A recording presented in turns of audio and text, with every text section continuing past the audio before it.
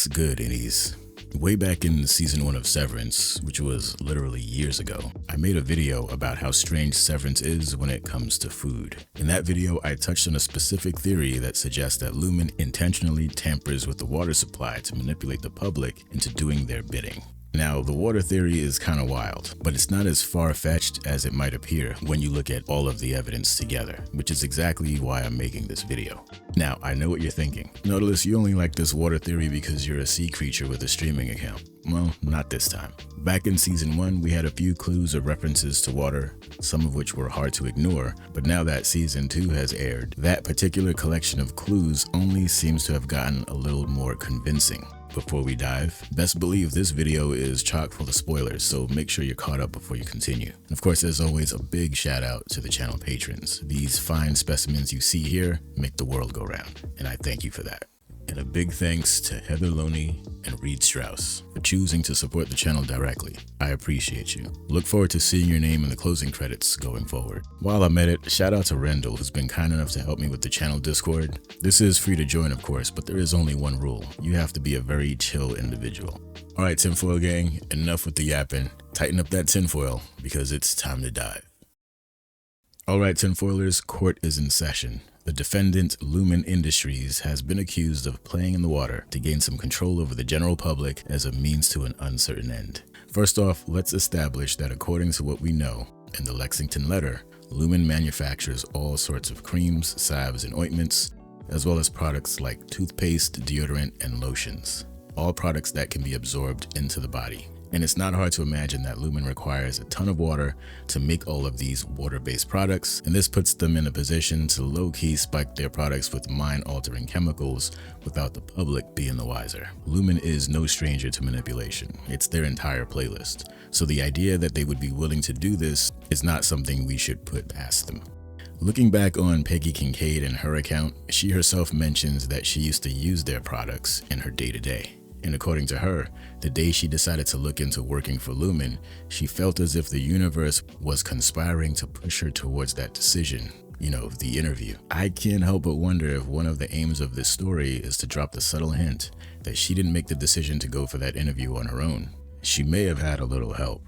Was this some sort of inception with Lumen leading her to that fated day? Is it possible that because she was already using their products that she was more susceptible to this sort of thing? It doesn't sound that wild in the face of everything we already witnessed. Let's talk about season 2's episode, Sweet Vitriol. The one that divided the fan base, the one that I still think is a top 3 episode for the season. In this episode, we learn about a quaint seaside town called Salt's Neck. This dried out husk was once a booming company town built around the Lumen ether mill that once called it home. Now, we learned that back in the day when Harmony was working here for Lumen, she and others were getting hopped up on the ether fumes. And it's insinuated that the use of this stuff was pretty normal for the people that worked there. It probably made the time easier to pass, among other things. But we also learned that there was a major leak at this factory that tainted the water and affected the locals. This seems like an oddly specific detail to put into the script for it not to mean something. I think the thing we're supposed to notice here is the link between Lumen, drugs, and the public water supply. Perhaps another brick in the wall. You remember Dr. Maurer, right? Of course you do, who can forget?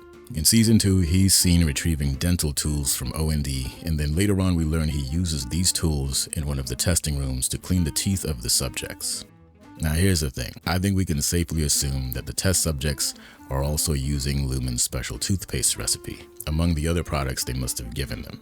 It wouldn't be too crazy to assume that everybody on the severed floor and the testing floor is on this stuff. Now, back in the very beginning of season 1, right after the foodless dinner, which only had water at the tables, by the way, Mark goes into the kitchen to get a glass of water.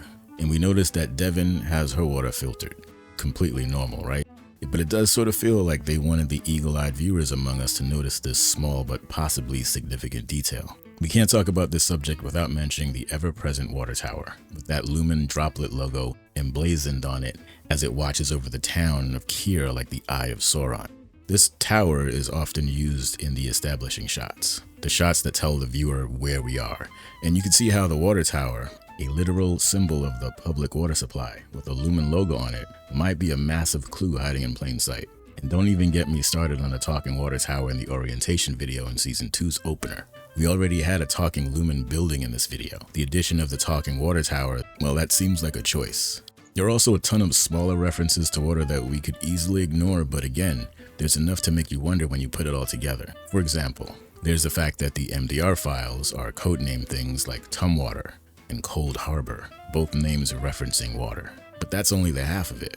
Many of the codenames point to towns and locations that are near large bodies of water, or things like dams and major rivers in real life. Let's head back to season 1 for a second. This is the episode where PD is struggling with reintegration before he goes off the deep end.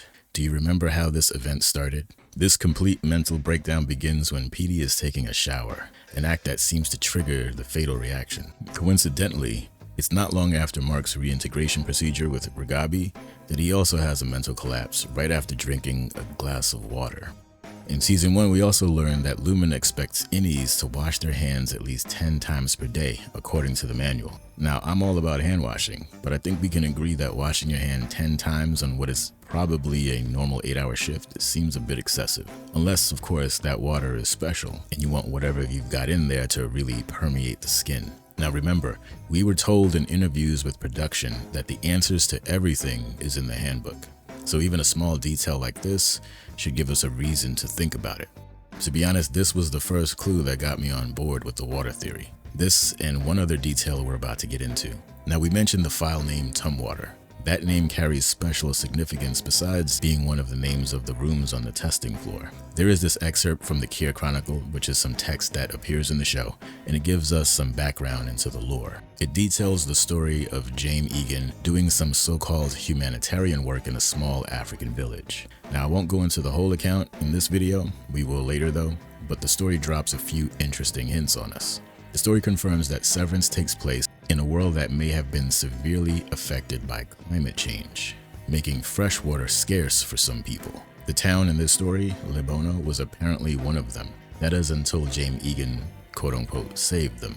As the story goes, when James found out about their dire circumstances during his trip, he was compelled to resolve the problem by dedicating an entire department to the task of making the clean water available to the people in this town. But here's the weird part, because you know it had to get weird. This new department had 2 divisions.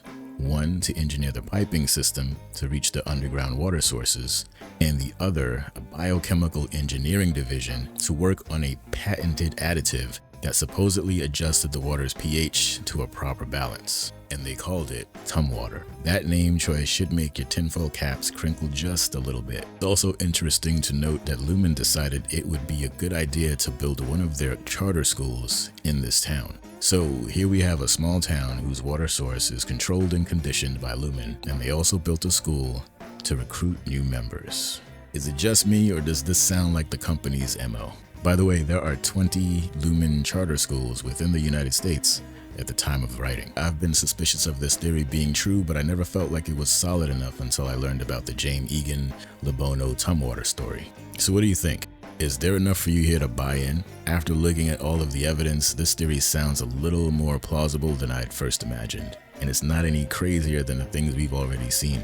Lumen's public-facing side of the business does a really good job of putting on the facade of a standard corporation, but we've learned that Lumen as an organization is a habitual line stepper with all of the markings of a cult, and they're more than willing to play around the edges when it comes to getting what they want. Do I think Lumen is capable of medicating the water for nefarious purposes? Absolutely. Do I think they are actually doing that? That's another question altogether. I'm leaning towards a yes, by a margin of maybe 60-40. For me, it's the near constant appearance of the water tower and that dang Lumen logo, the Libono Tumwater story, and the handbook's hand-washing protocol that really tightened my tinfoil. And it's got me thinking, maybe there is something in the water. Now, before we go up for air, it's time to dip into the mailbag, i.e. the comment section of my last Severance video, for some comments straight from the tinfoil gang. Aaron Patania, hope I said your name right, and they have an interesting theory on who Audi Irv was calling on that phone booth. According to them, Irving is calling Petey because we know they were close, and Petey probably went to Irving before Mark in the pilot and told him what was going on, and they were working to take Lumen down. However, Irving might not know that Petey died,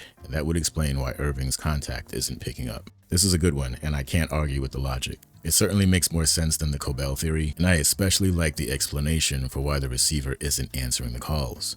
but also because it gives us a clear motive for Audi Irving's actions that makes sense. The next one is from B-Plot, and they have an explanation for Audi Irv that makes a lot of sense. I stand by the theory that Audi Irving is a spy, either for the government or corporate espionage. And the I'm Ready scene with Audi Bert was Irving attempting to play the role of the Mask Fatale and turn Bert into an asset. When it didn't work, he realized he was burned and took Radar on the train back to his employers to reassess his mission and role. So the general idea is that Irv is an agent, and his aim, after being discovered by Bert, was to flip him. I was already on board with the spy part. Something about the way Irv moves says he's a professional. These two have a very complicated past, I'm guessing, and it could be that their apparent romance is only half the story. As a few other tinfoilers have mentioned, Lumen deals with fierce and probably cutthroat competition out there, so corporate espionage is definitely on the table. We got a comment from another tinfoiler, Graves, who had this to say: I still think Irving is the psychiatrist Mark was seeing. Devin referred to him as the man with the little mustache. He may have been an outside shrink for Audis, and that's why he has so much information on them. Even some of the wellness sessions suggest that he helps people. Yeah, this is the Irv was the psychiatrist theory, another interesting explanation for things. Being the only prominent character with a mustache besides Milchick, it's easy to point the finger at Irving as the man Devin was talking about. Yeah, and they do say that he was doing this on behalf of Lumen as a legit shrink. I only question whether Lumen would be okay with Audis being this familiar with each other on the outside. It's still plausible for him to use this as a means to gather info on Lumen employees and gain a fair amount of intimate knowledge about them. For this to work, he would probably be completely separate from Lumen in his psychiatrist role. That's just my guess. And one last comment before we go, and this one's from Dubs. That's a lot of dubs. Irving B has led a secret double life as Jesus Quintana. At least that's my theory. All I gotta say is congratulations, because this one actually made me spit up my drink. Thank you Tinfoil Gang for the comments. Keep them coming. I hope you enjoyed this video, and if you did, you already know what to do. Big up to the entire Tinfoil Gang. I love this community. Be safe out there. Be kind to yourselves. And until next time, off you go.